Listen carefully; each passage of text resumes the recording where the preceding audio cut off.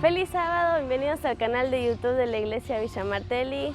Hoy constamos de dos partes, la primera parte de adoración y la segunda parte del tema de hoy. Recuerden seguirnos en nuestras redes sociales, Instagram, Facebook, YouTube, y cualquier consulta o duda pueden enviarnos un mail que está abajo en la descripción. Espero que les guste.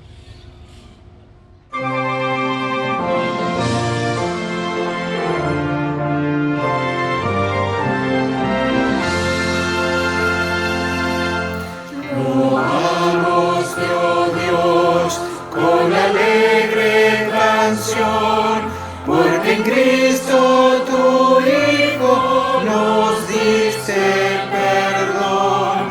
Aleluya, te alabamos, cuán grande es tu amor. Aleluya, te adoramos, bendito Señor. A ti, oh Señor, que tu trono de luz has dejado por darnos perdón en la cruz. Aleluya, te alabamos, cuán grande es tu amor. Aleluya, te adoramos, bendito Señor.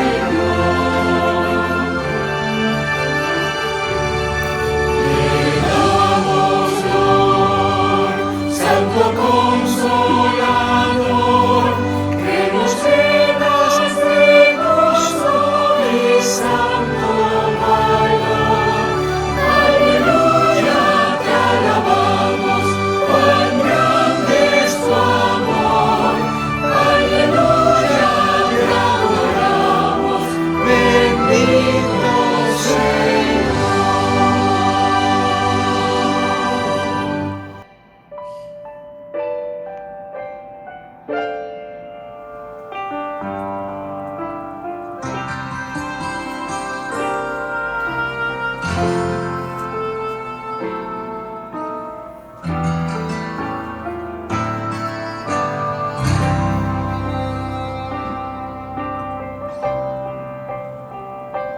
Estas manos Dios me dio para que puedan servir al que a mi lado está y no puede sonreír.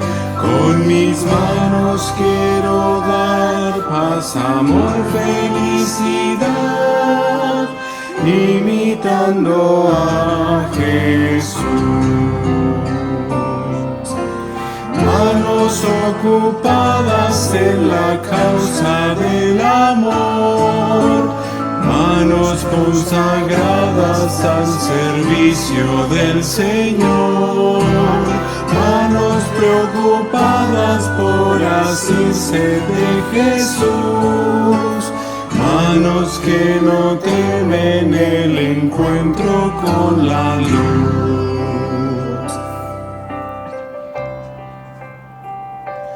Estas manos se unirán a las de mi Salvador, demostrando así el poder que mi vida transformó. Tú también puedes andar de la mano de aquel que por ti su vida dio. Manos ocupadas en la causa del amor, manos consagradas al servicio del Señor, manos preocupadas por asirse de Jesús, manos que no temen el encuentro con la luz.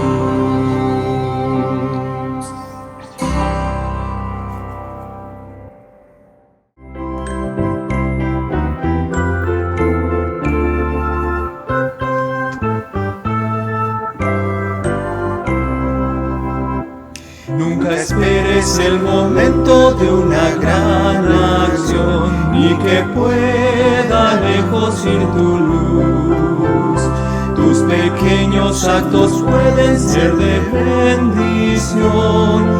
brilla en el sitio donde estés, brilla en el sitio donde estés, brilla en el sitio donde estés.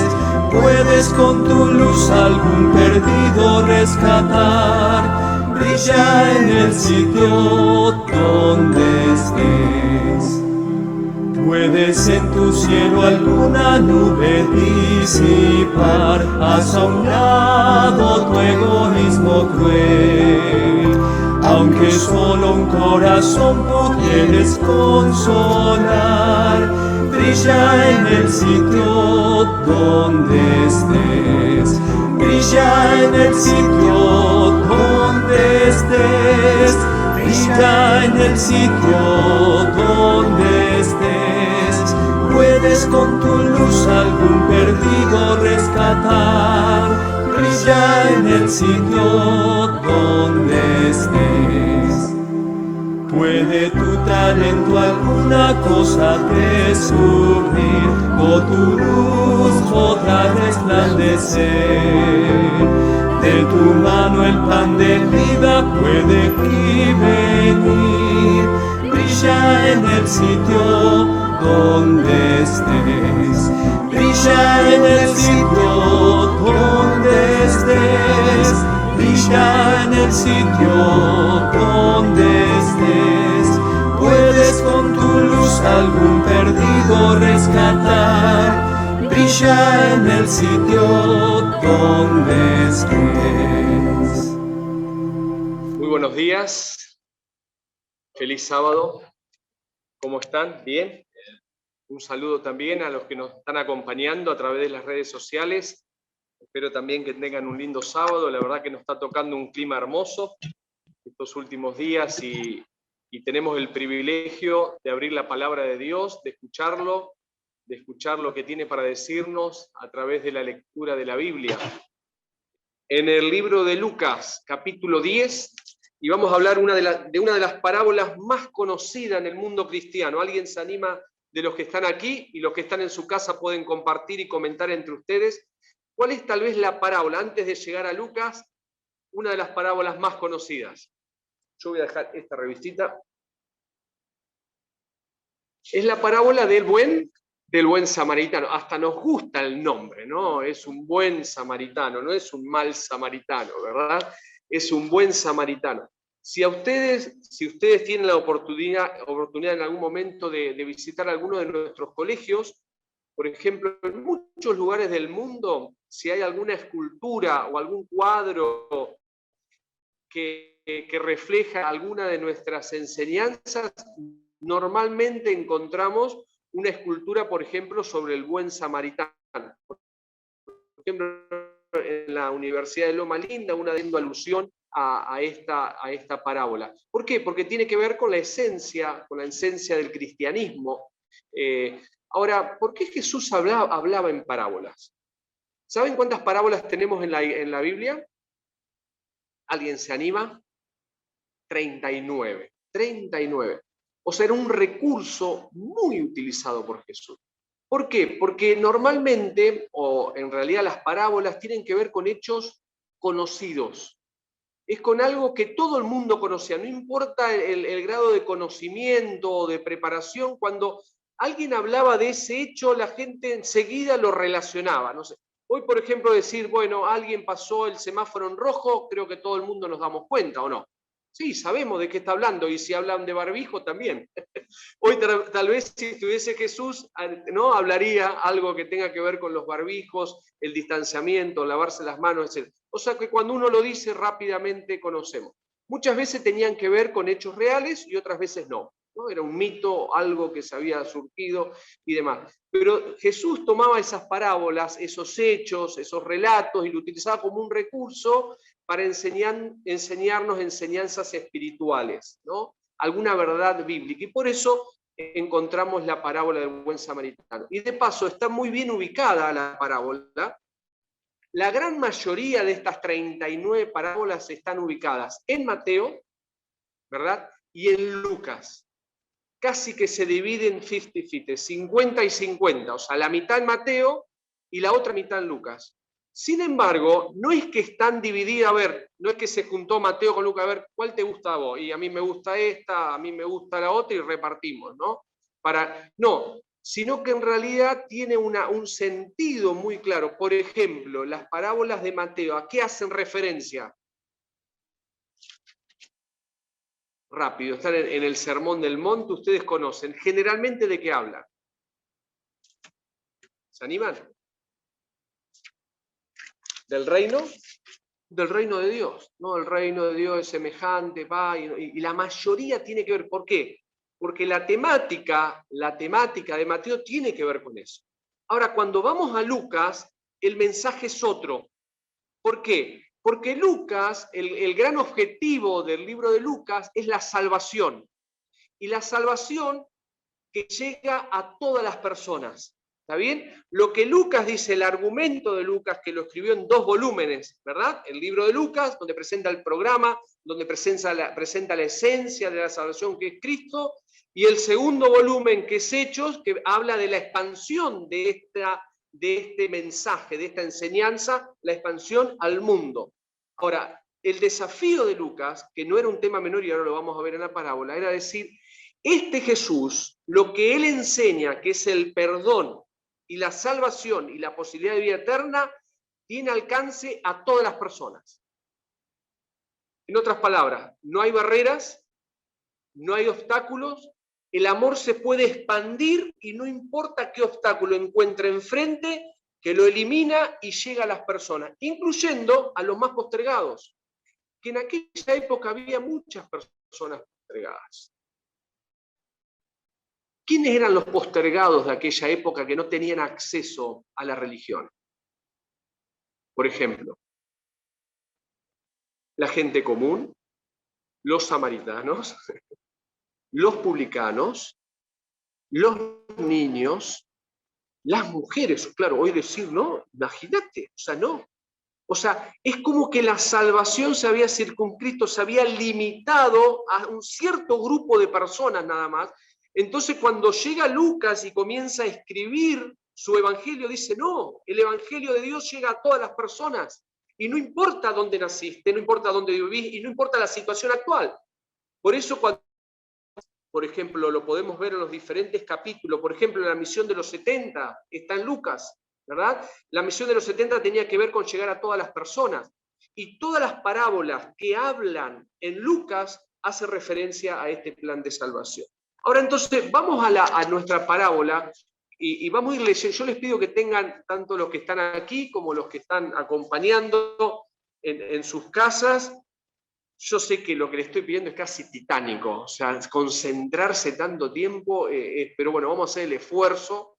Y por otro lado, yo sé que de acá a 3 días ustedes no se van a acordar casi nada de lo que estoy hablando. ¿Es verdad o no? No lo digo yo, sino que lo dice la estadística. Lo que uno escucha normalmente a los 3 días. Entonces yo les voy a pedir que se acuerden de 2 palabras que tienen que ver con el tema. Pasar, ¿verdad? O parar. Hasta parecen semejantes, ¿no? Tendría que haber sido más original y buscar algo más distinto. Entonces, ¿parar o qué? O pasar. ¿Se van a acordar de esas 2 palabras? Yo si de acá a una semana me avisan, mira, me acuerdo todavía las palabras, me voy a sentir contento. Pero saben, no es un detalle. Tiene que ver cómo nosotros miramos la religión. ¿Pasamos o paramos? Tiene que ver con un estilo de vida. Incluso tiene que ver con decisiones, ¿verdad? Y tiene que ver con decisiones. ¿Qué hacemos nosotros frente a ciertas circunstancias? ¿Paramos realmente o pasamos, ¿no? Siguiendo nuestra agenda? Y de eso se trata, obviamente, nuestra meditación. Vamos entonces al versículo 25 y les voy a pedir que me ayuden a leer. Me ayuden a leer los que están acá, los que me acompañan, por favor, si ustedes me pueden seguir en internet, leyendo también la Biblia. ¿Quién sabe? Lucas 10, 25, perdón, Lucas 10, versículo 25, y vamos a leer varios versículos. ¿Quién se anima a leer el 25? Así vamos participando.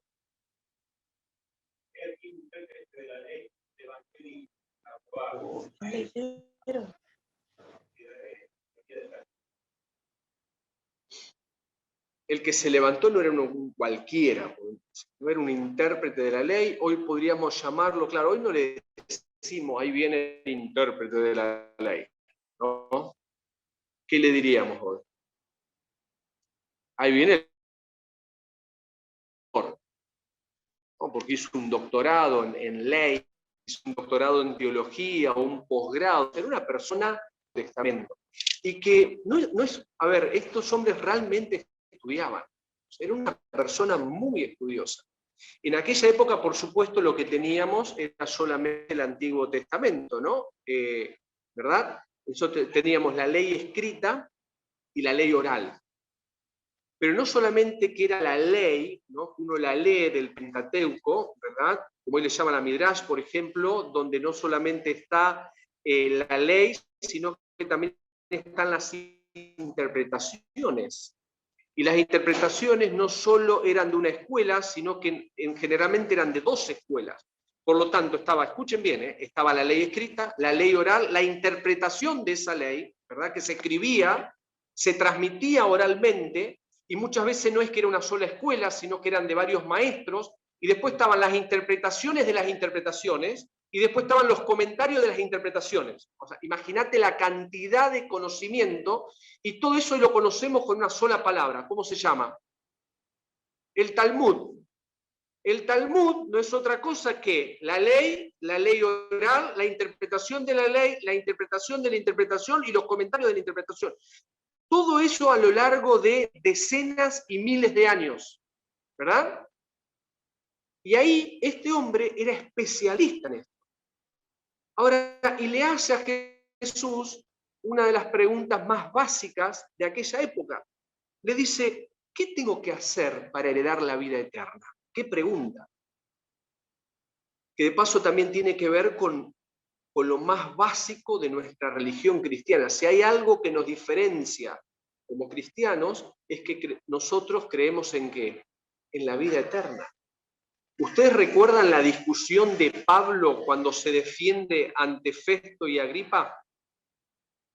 ¿Cuándo se torna un punto de inflexión en la discusión de ambos? Es cuando él menciona que Cristo había resucitado.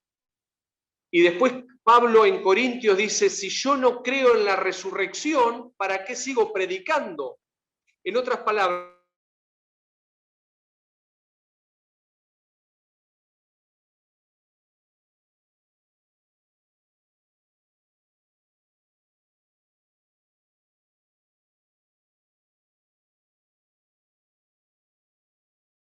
y eso es lo que le pregunta, que ustedes conocen esta pregunta porque también otra persona se la hace a Jesús. ¿Quién le hace esta pregunta a Jesús?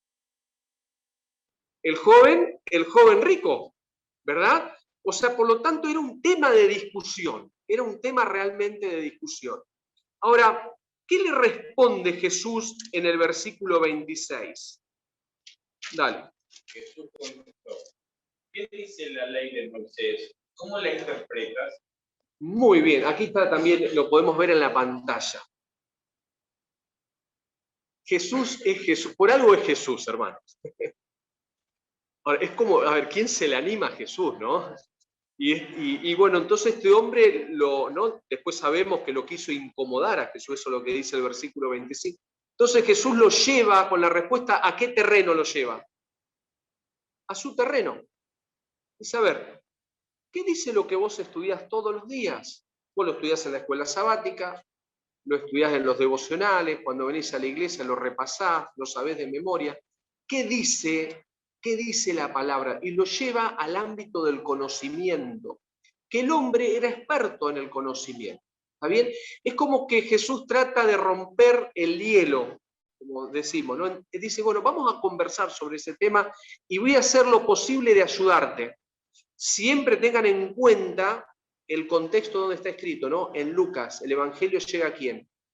A todas las personas. ¿Está bien? Bueno, vamos entonces ahora al versículo 27.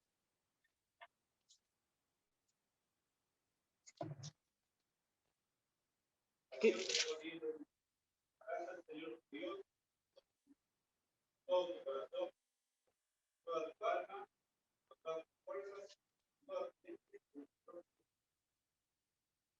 ¿Cómo respondió? ¿Bien o mal? Perfecto. Sí, era experto. De paso, él cita dos versículos básicos del Pentateuco, ¿verdad? Deuteronomio capítulo 6, versículo 5 y Levíticos 19, 18. Él lo que hace es citar estos versículos que todo el mundo conocía. Y fíjense en cómo es, ¿no? Él mismo, este señor, lo que le dice, ¿no? Lo que le dice, mirá, la base de la religión es el amor. ¿El amor a quién? A Dios y el amor a las personas. Es correcto. O sea, lo que le estaba diciendo estaba bien. Incluso lo dice de memoria, porque es así, el Evangelio está basado sobre el amor, la misericordia, la bondad. Cuando uno lee las leyes, por ejemplo, del Antiguo Testamento, siempre son superiores a las leyes que había en aquella época entre los paganos. Por ejemplo, lo estudiamos estos días, creo que fue el día jueves, cuando hablaba de la generosidad, de ayudar a otros. ¿Recuerdan? Lo voy a leer. Para ver cómo la ley de aquella época era siempre centrada hacia otras personas. Acá estamos, en el día 25, por ejemplo, en Deuteronomio, 12, 28, 28, aquí está.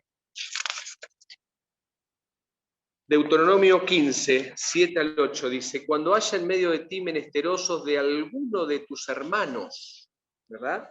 Y si uno sigue leyendo en Deuteronomio, te das cuenta que no solamente dice que tenías que amar a tu hermano y ser generoso, sino también con el enemigo, cosa que era inusual en aquella época, ¿verdad? O sea, por eso era de conocimiento, por eso Jesús le responde como le responde en el versículo 28. Ahí está también. ¿Qué le pone Jesús? A ver. Correcto. Perfecto. Es Jesús. Le dice, ¿qué nota se saca? No sé si hay profesores o maestros, tal vez sí, no sé. ¿Qué nota le hubiesen puesto al intérprete de la ley? Un 10. Era un genio, ¿no? Él sabía, conocía, lo sacó así rápidamente y le pone un 10. Pero Jesús ahí, a través de su respuesta, comienza a llevarlo a un lugar donde él quería llegar. Por eso le dice, bien respondiste. Es como diciendo, está perfecto. Ahora te pido una cosa, te pido que lo hagas, ¿verdad? Haz esto y qué, y vivirás. Lo llevo un pasito más nada más. De paso, cuando hace referencia a esto, haz esto, lo que está diciendo el original, hace referencia a hacerlo de manera permanente, como un estilo de vida. No es que es algo puntual, ¿no es cierto? Hay cosas que son puntuales, uno las hace y después, bueno, ya está. No, él le dice, hace esto de manera permanente, como un estilo de vida. O sea, lo que vos recitaste, asimilalo, ¿verdad? Lo podés decir todas las veces que quieras, pero empezá a practicarlo de manera permanente. Y acá Jesús toca uno de los grandes problemas que tenía la religiosidad en aquella época. Vamos a hablar de dos hoy, pero esto es el primer problema. La relación entre la teoría y la práctica. Entre la teoría y la práctica. Y yo noté algunas frases aquí que tal vez nos pueden ayudar. Conocer y no practicar es inútil en todos los ámbitos de la vida, y más en la religión. El conocimiento tiene su lugar, pero no es un pasaporte para la vida eterna. ¿Está bien? ¿Coinciden conmigo? ¿Por qué? Porque el conocimiento es bueno, pero en su lugar. Pero acá estamos hablando de la vida eterna. Acá no estamos hablando de un examen. Acá no estamos hablando que vamos a pasar un examen o vamos a reprobar un examen. Lo que estamos diciendo, lo que Jesús le trata de hacer de entender y tratar de hacer de abrir los ojos a esta persona, es que el conocimiento no tiene nada que ver con la vida eterna. Lo que tiene que ver con la vida eterna es la acción. Tiene que ver de pasar ese conocimiento, pasarlo a la acción. Es mucho más que conocimiento y no se circunscribe solamente a lo intelectual. El problema de aquel maestro de la ley no era la teoría, sino la práctica. Creía bien, pero no practicaba nada. era el vivo reflejo de la religiosidad de aquella época. Representaba una gran estructura, perfectamente ensamblada, perfectamente ensamblada. Sin embargo, le faltaba ¿qué? El aceite del amor, lo que le ayudara a funcionar. Y por eso, hermanos, Jesús le cuenta la parábola del buen samaritano. Fíjense en lo que dice el versículo 29.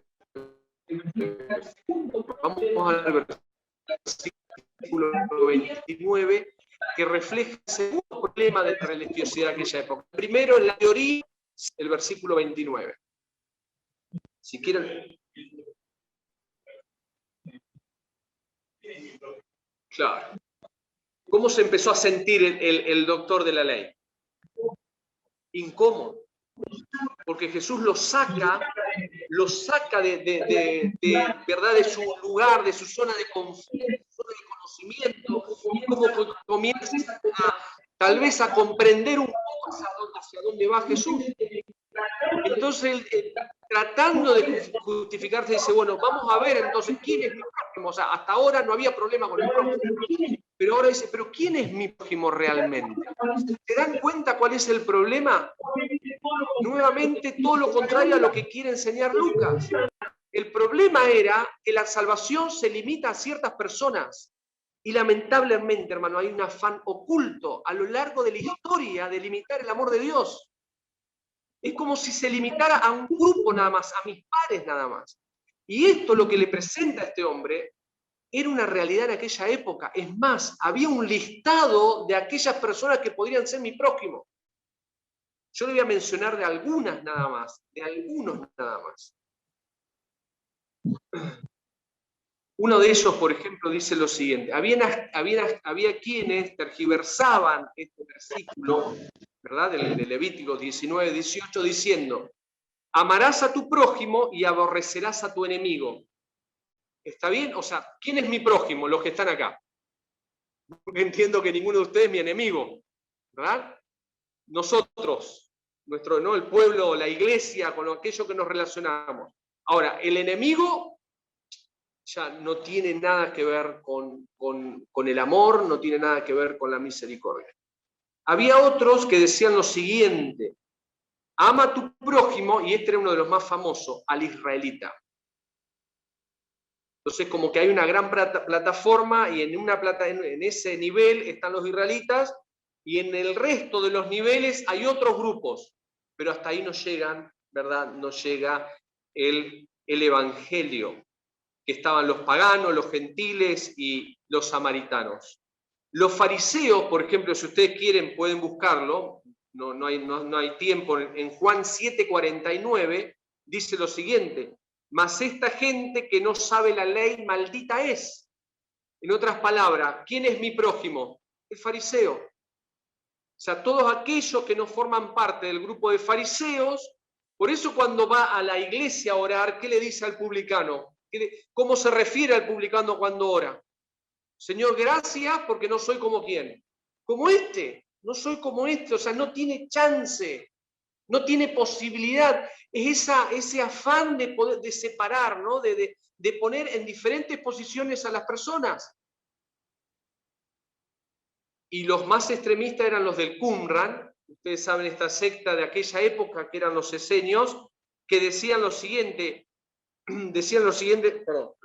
declaraban que todo aquel que no pertenecía a su pequeño grupo era un hijo de las tinieblas, y debía ser odiado. El intérprete tenía claro que los paganos y los samaritanos estaban excluidos de la categoría de prójimo. La única duda que tenía era saber a cuál de sus compatriotas israelitas podía considerar como su prójimo. Y entonces acá viene la parábola del buen samaritano, que trata de derribar, de destruir los dos grandes problemas de la religión de aquella época. Una religión de conocimiento sin acción y una religión llena de prejuicios.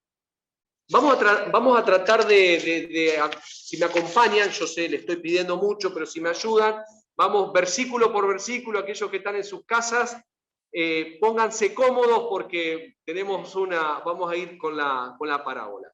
Versículo 30. Versículo 30. Lo voy a leer yo. Respondiendo Jesús, y ahora Jesús es maravilloso porque él con esta parábola trata de ayudarlo a ese hombre. Porque él también tiene acceso al reino de los cielos. Recuerden el tema central, ¿qué tengo que hacer para heredar la vida eterna? Y Jesús dice, vos también tenés chance, por eso se toma el tiempo. Probablemente tiene que ver con la realidad, porque ustedes van a ver ahora, era un camino común, era lo que sucedía. Es como cuando si uno va hoy a algunos lugares y te roban. Hoy, por ejemplo, si alguien te roba, escuchás una noticia de que alguien robó, ¿es algo común o no? Y es algo común, vos sabés de qué están hablando. Se tirotearon y ya sabés de qué estás hablando, ¿verdad? Entonces, dice, respondiendo Jesús, dijo, un hombre descendía de Jerusalén a Jericó y cayó en manos de ladrones, lo cual le despojaron, e hiriéndole se fueron y dejándole medio muerto. Ahora, vamos de a poquito. Gracias. Dice que un hombre descendió. Vamos, traten de ayudarme, después lo pueden ver en el mapa. De Jerusalén a Jericó. Entre estas dos ciudades, de acá donde Escobar. Uno, si va de acá a Escobar, es espectacular. O sea, me imagino en la época que no había edificios o ciudades, un lugar verde maravilloso. Allá, en aquella época, lo que había que cruzar de Jerusalén a Jericó era el desierto de Judá. Un desierto, un calor, ¿no? Obviamente lleno de cerros, pero pelados, porque por lo árido del clima. Y realmente era una zona muy peligrosa, porque el camino era muy estrecho. ¿Por qué? Porque descendías y realmente descendías. En esos 27 kilómetros se descendía más o menos unos 1000 metros de descenso de Jerusalén a Jericó, por el desierto. Es decir, más o menos yo saqué la cuenta, ustedes después lo pueden hacer en su casa, un escalón cada 5 metros, de 15 centímetros. ¿Ah? De paso está bueno el descenso, el tema de la subida, ¿no? Entonces era un descenso importante que iba entre colinas, el camino realmente era muy estrecho, muy tortuoso, ¿no? Lleno de recodos, curvas, ondulaciones irregulares, y todavía tenía el tema de que ibas descendiendo, por lo tanto era guarida de ladrones. Era un lugar muy fácil para robar porque no tenías dónde escapar. Cuando te encontrabas con un grupo de ladrones, ¿qué iba a hacer el pobre hombre? No había forma de escapar, ni para ningún costado. Bueno, y en esa situación dice que cayó en manos de ladrones y le sacaron todo. O sea, si tenía ropa se la quitaron, si tenía dinero también se la quitaron. Si tenía un burro se lo llevaron, y no solamente que le quitaron todo, lo despojaron de todo, sino que también lo molieron a palos. ¿Verdad? Ahí estaba el hombre, casi muerto. Y en esa situación de moribundo, viene en el versículo 31, se presenta el primer personaje de esta historia. ¿Quién me ayuda con el versículo 31? También pueden leerlo ahí si quieren.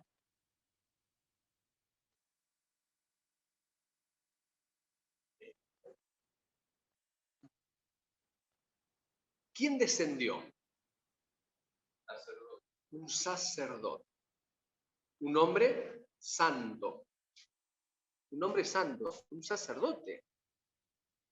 Un hombre que sabía de memoria la ley de Dios. Amarás al Señor tu Dios con todo tu corazón, con toda tu alma, con todas tus fuerzas, y a tu prójimo como conocía eso o no.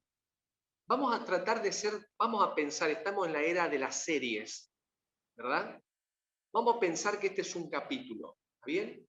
Y traten ustedes de ponerse un segundo nada más en la posición del moribundo y creamos que él tiene un poco de conciencia, ¿está bien? Entonces cuando levanta, ¿no?, su rostro y lo ve venir al sacerdote, ¿cuál habrá sido su pensamiento? Estoy salvado. Estoy salvado. ¿Te das cuenta al extremo que lleva Jesús esta parábola? Sí, o sea, la lleva al punto ideal. Entonces, el moribundo dice, a ver, si tenía que venir alguien en este momento, ¿era qué? Era un sacerdote. Señor, te agradezco, está bien, me sacaron todo, me despojaron, me pegaron, estoy casi muerto, pero tengo esperanza porque viene un hombre de Dios, un hombre que predica la palabra de Dios, un hombre que hasta tal vez a unas pocas horas antes o el día anterior estaba ministrando, estaba hablando, era una persona que conocía y una persona que en teoría debería practicar. Y si yo les digo a ustedes que la serie termina ahí, traten de imaginar el moribundo pensando y el sacerdote acercándose. Si les digo, ¿cómo sería el segundo capítulo? ¿Lo ayuda o no lo ayuda? ¿Cuántos firman de que lo ayuda? Nos conocen la parábola, obviamente. ¿Cuántos hubiesen firmado? Y todos. ¿Qué chances hay de que no lo ayude? Desde el conocimiento, desde la teoría. No hay chances. La única chance es que lo ayude. Pero Chan, como dirían, ¿no? ¿Qué pasó? Dice el versículo 31. Esta es la segunda parte, ¿no? El segundo capítulo. Aconteció, dice, y al verlo, recuerden las dos palabras, pasar o parar. Al verlo pasó, ¿de qué? De largo. Otra versión dice que se cruzó. Se cruzó del otro lado, o sea, como diciendo, ¿qué pasó, hermanos? ¿Puede ser real esto? Es muy triste, ¿no? Uno se traslada 2000 años atrás, pero vuelvo a decir, hay un afán tremendo, muchas veces oculto, o es algo que sucede de pasar de largo. Simplemente pasó. Y saben algunos comentarios, ustedes lo pueden leer, yo he leído varios, hay muchas excusas para decir por qué este hombre pasó de largo. Hay muchas. A ver, porque uno podría decir, pero ¿por qué pasó? O sea, ¿por qué este señor siguió de largo? Algunos dicen, una de las excusas, de que él no quiso contaminarse, porque creía que el hombre estaba muerto, entonces tenía que ver con el ritual religioso, ¿no? Lo ceremonial, porque si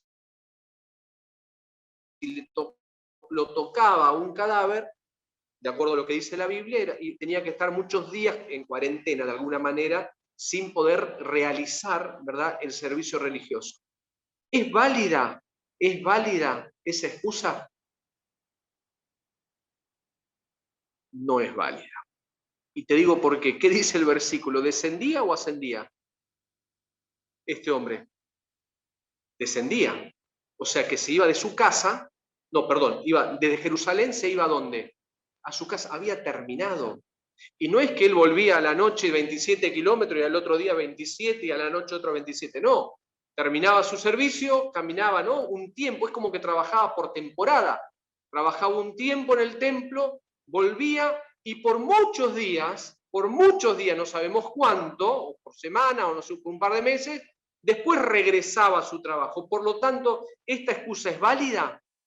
No, no es válida, porque él no iba a ministrar, él no iba a hacer ningún servicio, no iba a realizar ningún servicio, se iba a su casa. Por eso, hermanos, cuando la religión tiene este problema, cuando hay una disociación entre la práctica y el conocimiento, tenemos 1000 excusas. Hay 1000 excusas. Siempre hay excusas para pasar de largo. Las podés sacar rápidamente. Es interesante cómo sí. Vamos al segundo capítulo de nuestra serie. ¿Qué les parece? Versículo 32. Ahora, fíjense cómo juega Jesús con los personajes. ¿Podría haber elegido otro Jesús o no? Podría haber elegido un israelita, digamos, ¿no? Algo distinto, pero eligió al sacerdote. Es como que se fue al extremo, diciendo, a ver, si este no le ayuda, no hay chance, ¿no? Entonces ahora lo elige ¿a quién? De acuerdo al versículo 32, al discípulo, digamos, al asistente del sacerdote. ¿Me ayudan a leer el 32 entonces?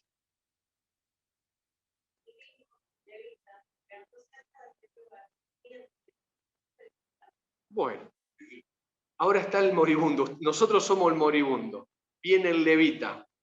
¿qué hubiésemos pensado? Bueno, dice, no, el sacerdote no me ayudó, este es el ayudante, es más joven, ¿o no? Una nueva generación, ¿no? Ya no tienen tantos prejuicios, ¿no? Ahora están ¿no? Es otra la, ¿no? Seguramente está con más energía, con más posibilidades de ayudarme. Pero la Biblia dice que viéndolo, no sé qué dice otra versión, lo vio nuevamente y pasó de largo. Que de paso acá hay una enseñanza, ¿no? El ayudante del sacerdote no es mejor que el sacerdote. Y eso nos da una tremenda responsabilidad en el liderazgo. Muchas veces, ¿no? Los ayudantes, los que acompañan, los que están creciendo, reflejan lo que hacen, ¿verdad?, sus referentes. Y eso es lo que pasa, generalmente. Y este muchachito, lamentablemente, hizo lo mismo que su referente, el sacerdote, y pasó de largo. Por eso digo que es una religión alejada de las personas, una falta marcante de amor, una religión sin acción, sin misericordia, sin solidaridad, una religión llena de prejuicios, diferencias y egoísmo.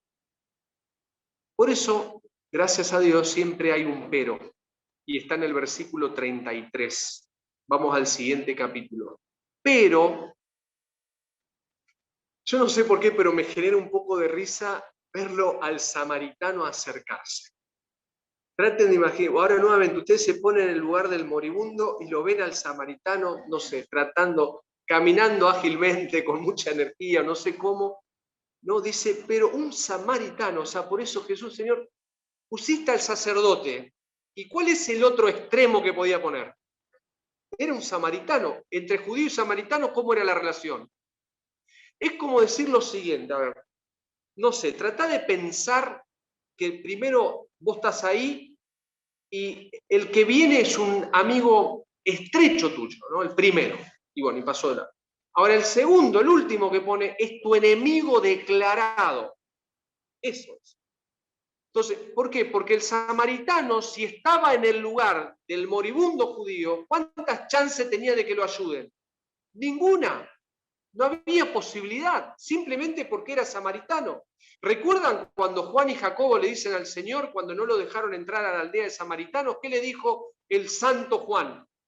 Y el santo, si quiere, Señor, pedimos que descienda, ¿qué cosa? Ni se le ocurrió otra cosa, o sea, fuego en un desierto, o sea, si había que matarlo, vamos a hacerlo, ¿no? O sea, esa era la relación. Por eso es tan interesante cómo Dios y cómo trata de alguna manera de abrirnos los ojos y poder ver la realidad, la verdadera realidad. Por eso este hombre tenía cero chances de que el samaritano lo ayude. Sin embargo, dice el versículo 33, y al verlo, hasta ahora era, lo miraban y pasaban de largo.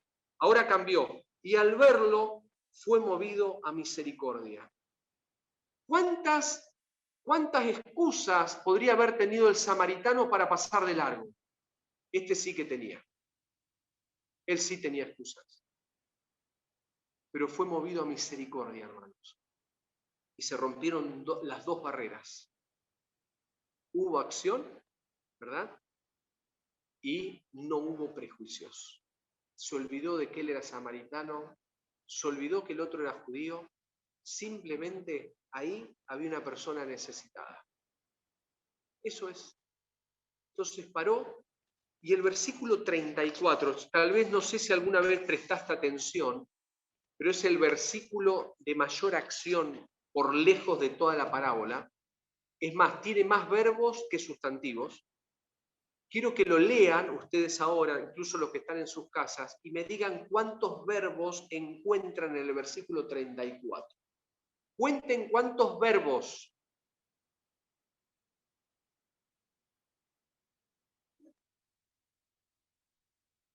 ¿Cuántos verbos? 6.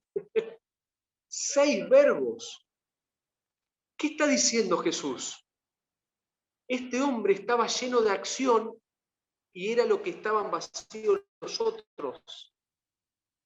Lo que dice es lo siguiente, hermano, hasta me salió con un versito. La compasión es compasión cuando está acompañada por acción. Si no, la compasión es solo sentimiento. Cuando uno dice, uy, pobrecito, y seguís, es un sentimiento, pero no tiene nada que ver con la vida eterna. Por eso esa compasión es compasión, se transforma en compasión cuando está acompañada por la acción. De lo contrario, eso lo puede sentir cualquiera. Cualquier persona que es mínimamente humano tiene esos sentimientos. Solamente que eso se transforma en la verdadera compasión, el amor al prójimo, cuando está acompañado ¿de qué? De acciones. Por eso él dice que se acercó, dice que cruzó al lado, ¿no? Se cruzó de camino, se acercó, lo vendó, lo curó, le practicó los primeros auxilios, o le administró los primeros auxilios, echándole, lo acomodó en el burro, ¿verdad? Para que pueda seguir, lo puso en su cabalgadura, no solamente que lo colocó, sino que él comenzó su viaje como a pie, se arriesgó también, obviamente, porque los malhechores seguían en el camino, y lo llevó a un lugar seguro. O sea, también este versículo podría haber un solo verbo, bueno, se acercó y lo ayudó, ¿para qué más? Pero el Señor, o a través de Lucas, lo llena de verbos para decirnos, acá está la realidad, acá está lo que estábamos hablando, ¿qué tengo que hacer para heredar la vida eterna? Practicar la religión. Practicar la religión, y no con algunos, sino ¿con quién? Con todos, sin prejuicios. Y dice, me gusta el versículo 35, porque podría haber terminado en el versículo 34. Dice el versículo 35, al otro día, al partir sacó 2 denarios, ¿no? 2 denarios eran más o menos 2 días de trabajo. No sé cuánto es hoy, pero bueno, son 2 días de trabajo. El hombre sacó 2 días de trabajo, los dio al mesonero y le dijo, cuídamelo y todo lo que gaste de más, yo te lo pagaré cuando regrese. El samaritano demostró que la práctica del amor no tiene límite. Es la necesidad del otro la que determina lo que se debe hacer y hasta qué punto se debe amar. El samaritano no solamente hizo lo bueno, sino que hizo ¿qué? Lo mejor. Hizo lo mejor. Por eso Jesús termina la parábola de la manera que lo hace, ¿no? Tratando de ayudarle a este hombre, y le pregunta en el versículo 36 y 37, ¿quién pues de estos 3 te parece que fue el prójimo del que cayó en manos de los ladrones? Él le dijo, el que usó de misericordia, ¿no? Con él. Entonces Jesús le dijo, ve y haz tú lo mismo. El prójimo, hermanos, el prójimo es sencillamente cualquiera que necesita ayuda. Por eso la pregunta no es, ¿quién es mi prójimo? Sino, ¿me estoy comportando como prójimo a las personas necesitadas que el Señor pone en mi camino? Quiero terminar con una cita de Elena de White que está en El deseo de toda la gente, página 16 y 17. Y el comentario previo a esta cita dice lo siguiente: la misericordia manifestada por el samaritano refleja de un modo muy real el espíritu que movió al Hijo de Dios al venir a este mundo para rescatar a la humanidad. Fue un hijo que actuó, ¿verdad? Y vino sin qué, sin prejuicios, a todos. Dios no estaba obligado a rescatar al hombre caído. Podría haber pasado por alto a los pecadores, así como el sacerdote y el levita pasaron de largo sin ayudar al desafortunado viajero en el camino a Jericó. Pero el Señor estuvo dispuesto a ¿qué? A ser tratado como nosotros merecemos, a fin de que nosotros pudiésemos ser tratados como Él lo merece. Dios nos ayude, hermanos, a parar. ¿No? Recuerden las 2 palabras, se van a acordar de acá a 3 días. Parar o pasar. Dios nos ayude a parar. Yo creo que vivimos una situación complicada, muy compleja, y hay muchas personas despojadas. Hay muchas personas despojadas. A veces no tiene que ver con bienes. Otras veces sí, con bienes, ¿no? Económicos, porque la gente se ha ido despojando a lo largo de todos estos meses. Y cada vez cuesta más, obviamente, llegar a fin de mes. Pero hay gente despojada de otras cosas. Y requieren que nosotros paremos, levantemos un poco la vista. Levantemos la vista y veamos qué es lo que está pasando. Y saben, yo creo que a medida que pasa el tiempo uno se da cuenta también, ¿no? A veces no hay que ir muy lejos. A veces los que están despojados están muy cerquita. Incluso en nuestra propia casa. Solo que requiere que miremos un poco más.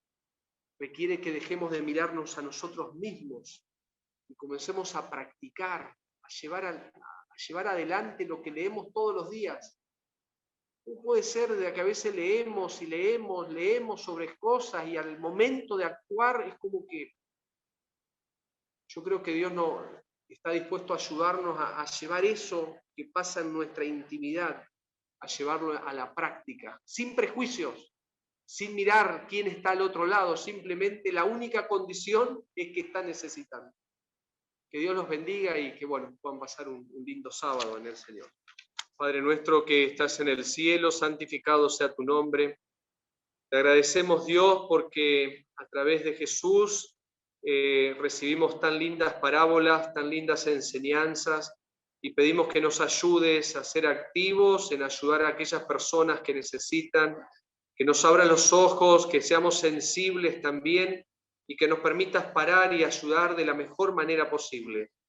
Bendícenos como iglesia, como personas, con el amor de Jesús, que tu amor pueda estar en nosotros a través del Espíritu Santo y que llevemos a la práctica, Señor, aquello que leemos todos los días, que lo llevemos a la acción y que otras personas se puedan beneficiar también con el Evangelio que nosotros conocemos. Lo rogamos en el nombre de Jesús. Amén. Amén. Espero que les haya gustado. Recuerden suscribirse a nuestro canal de YouTube, activen nuestra campanita. Pueden seguirnos en Instagram y en Facebook como Iglesia Villa Martelli y el mail está abajo de nuestra descripción. Los esperamos todos los sábados en los videos a las 11 de la mañana.